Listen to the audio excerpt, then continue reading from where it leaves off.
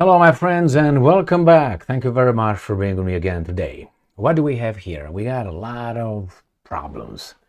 And I'm sorry when this great country of the United States of America, with its great people, is smacked by a foreign country, but I think that's a consequence of our leaders' bad decisions that we would view as bad, but good for the interests that helped those guys be where they are. So they're following the script. So what do we have here? One of the topics is China smacks us through our leaders. So China snubs, snubs, is that what I call it? Let me see. Yeah, so the Chinese don't want to talk with the Americans. Is that great? I don't think so. That's what we deserve. But hey, we are respected all over the world, we were told by this garbage administration. The second topic. It's so hurtful, but nevertheless. Come on, Emil, you can do it. In the United Nations Security Council, someone vetoes a Gaza ceasefire resolution. Can you guess who that is? Who vetoed it? You know exactly who that is. Next one, that's a statement coming from Seymour Hersh. You know who Seymour Hersh is? I will let you know. He says that Israel, according to his information, to annex West Bank, Gaza, West Bank, I don't know, Libya, Syria, Iran, whatever the Americans will allow them to do. Next one, we find out that Ukraine will lose the war if the United States is not supporting them, cuts aid. I thought that the Ukrainians are fighting the Russians and Russian army is bad and the Ukrainians are winning. Oh, now we find out something that we all knew, that without the Americans, and not only the Ukrainian army will be fucked in 2 weeks. That's what I thought.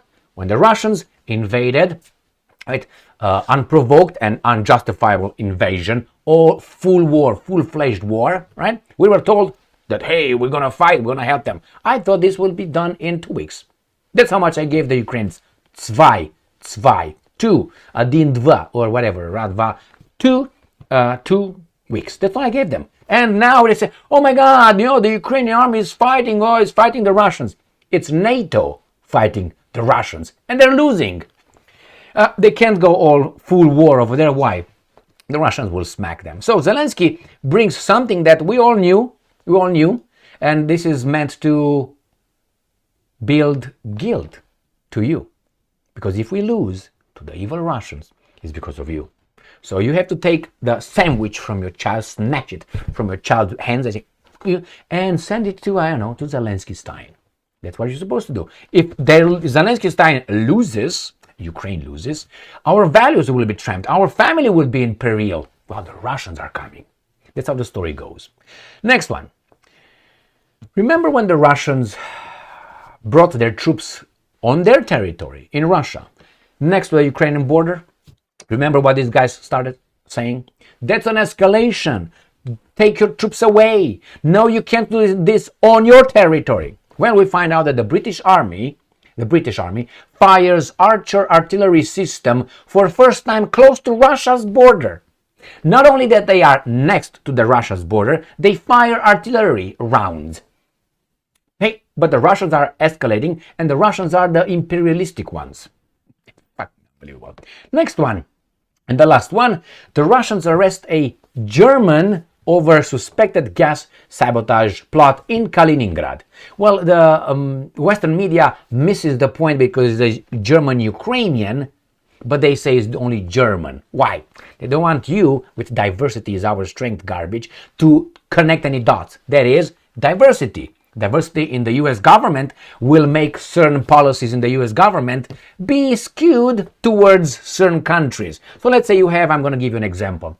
You have a group that is very, very popular or is very much visible in the US government, and then the groups country of origin gets in a war with someone, what do you think these guys will do in the US government? Diversity our strength. We'll pull all the strings so that shitty country over there will win against those guys. Good or bad, they will make sure. And with the media, if in the media diversity is our strength, is also, has a big majority of this kind of minority, they will make sure that you will read the right narrative. So let's start with the first topic. And I'm sorry to report it, but here it is. Sputnik.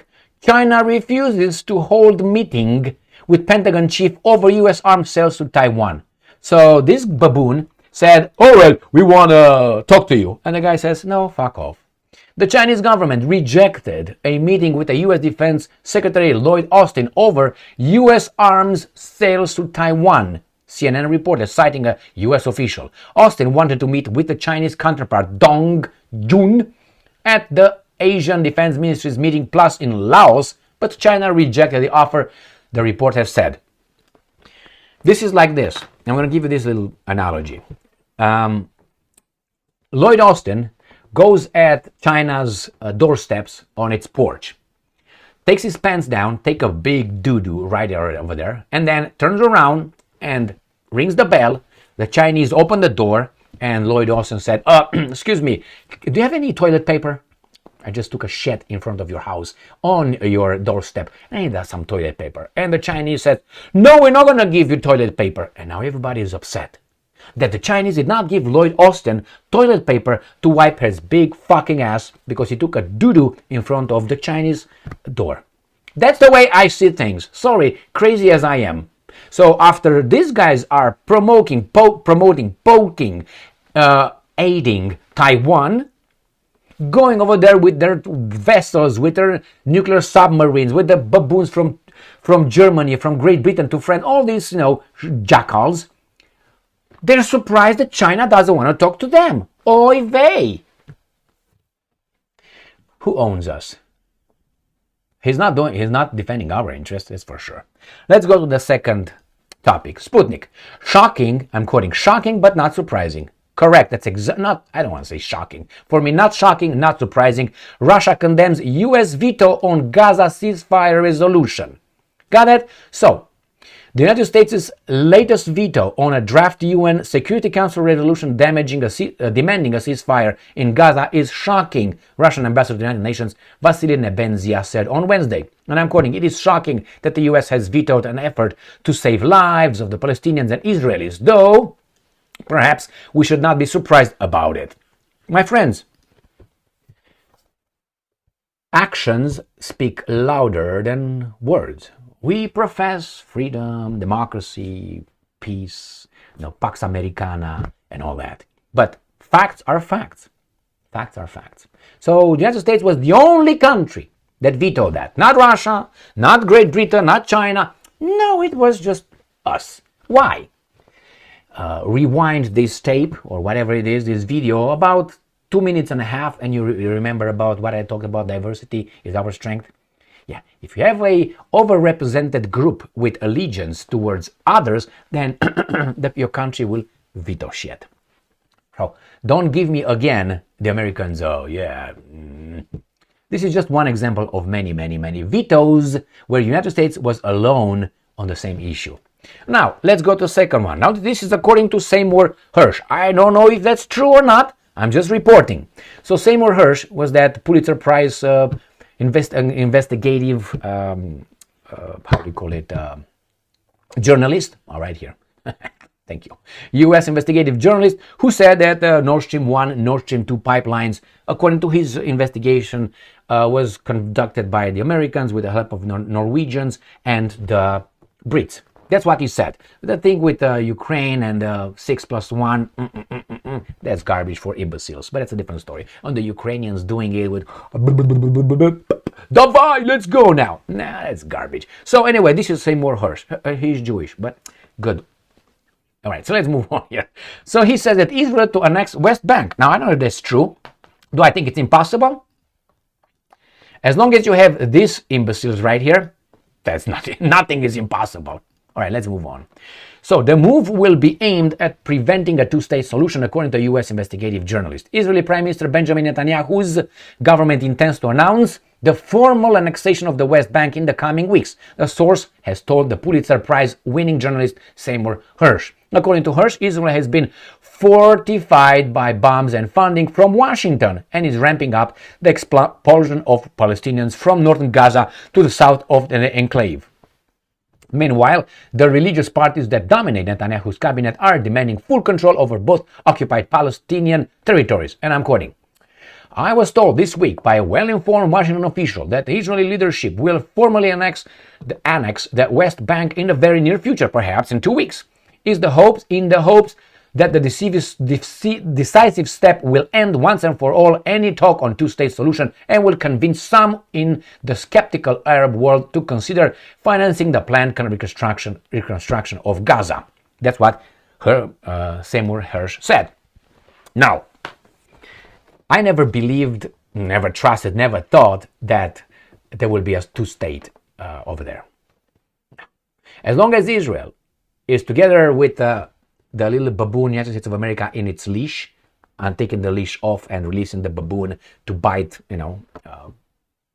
citizens around left and right, that would not happen. That would not happen. There would not be a two-state solution whatsoever.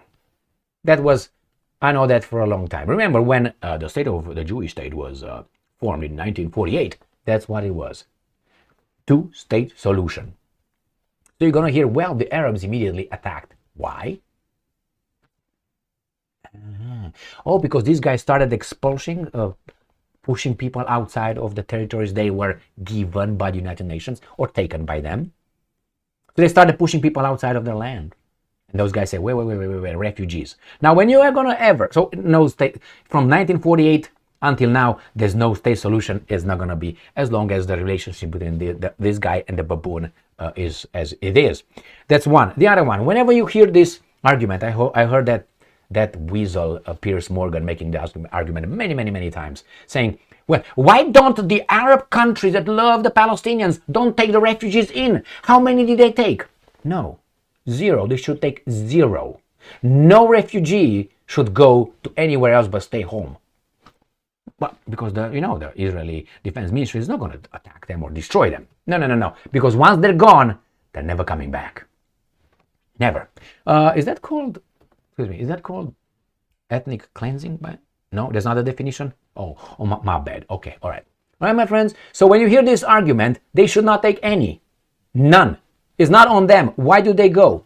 Or because you in your self-defense? Nah. So cram your river about that one. So let's see. Finally, the Ukrainian president, Zelensky tells the truth.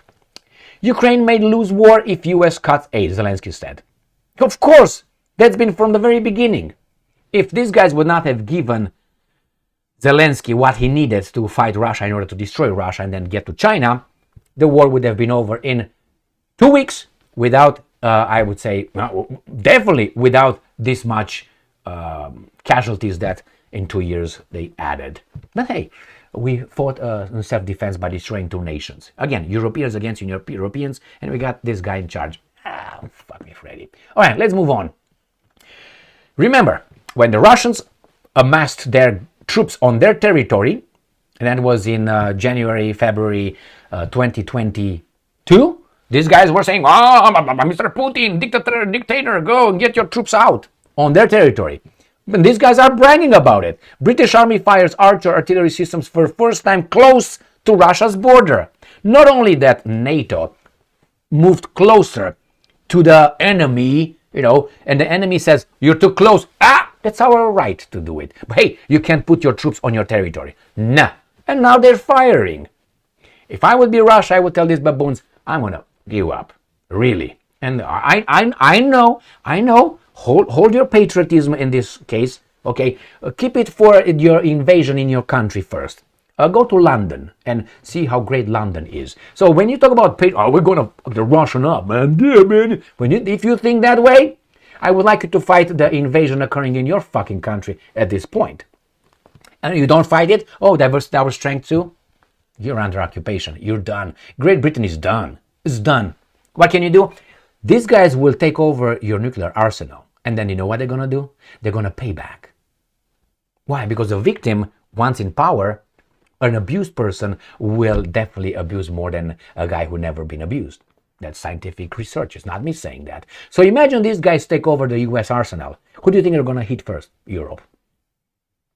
Maybe first they're going to do a Haiti 1806 United States of America, and then they will say, now we got you by the balls. Remember? Huh? Remember those times?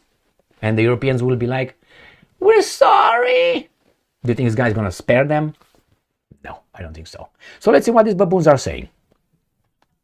The British Army has fired its new Archer mobile howitzer system for the first time. The Royal Authority tested its latest firepower in the Arctic Circle on Monday, only 70 miles from Russia's border. It makes up to the NATO's wider Dynamic Front 25 series, which will take place across 5 countries and make the alliance's largest ever artillery exercise in Europe. Some 3,600 soldiers, including 1,250 international troops from 28 nations, will be involved. That's all you got. That's all you got. 28 nations. In the war drills taking place near Rovaniemi in Finland. Of these, around 350 will be deployed by the British Army. Now imagine the Russians are doing the same thing in Mexico. Or let's say in Cuba. Or let's say, I don't know, in Kaliningrad. Or let's say they do some tactical exercises, military exercises by the British Isles. With some nuclear submarines and live ammunition. They can do it. In the international waters, they can do it. What do you think the Brits will do? They will do, it's okay, honey. Let me put my cigar. Yeah, that's okay. Yeah. They will be all jerking off whatever they have, a little stick over there. That's what they're going to do. Oh, bring the... Let's go to this one. It's the same one, but I wanted to make sure that I got it from the Independent as well. British Army fires Archer artillery systems. And the last one is Russia Today. Russia arrests German-Ukrainian over suspected gas sabotage plot. Diversity is our strength. So this Ukrainian, who has German citizenship probably, and he works for some. The suspect was detained, I like this term, was detained while crossing into Russia's Kaliningrad region, the FSB has reported. Now, was that abuse or not? Wow, you look Ukrainian as I look. Oh my God. Really? This is Ukrainian? Maybe he is. I look Zimbabwean then. Russia's Federal Security Service has arrested Ukrainian-born, I like when you say Ukrainian-born, is a German national it alleges was recruited by Kiev Special Service to smuggle improvised explosive devices into Russia's enclave of Kaliningrad and sabotage gas facilities.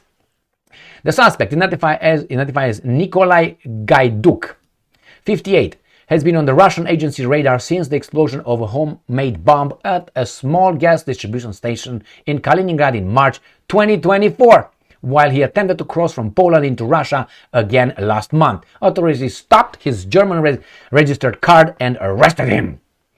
And I'm quoting, I was contacted by a man I served with in the army, Alexei Zokov. He works for one of the Ukrainian special services and is engaging subversive activities against Russia. Goyduk told the investigators during questioning. Say it again. And that was the questioning. And I'm quoting.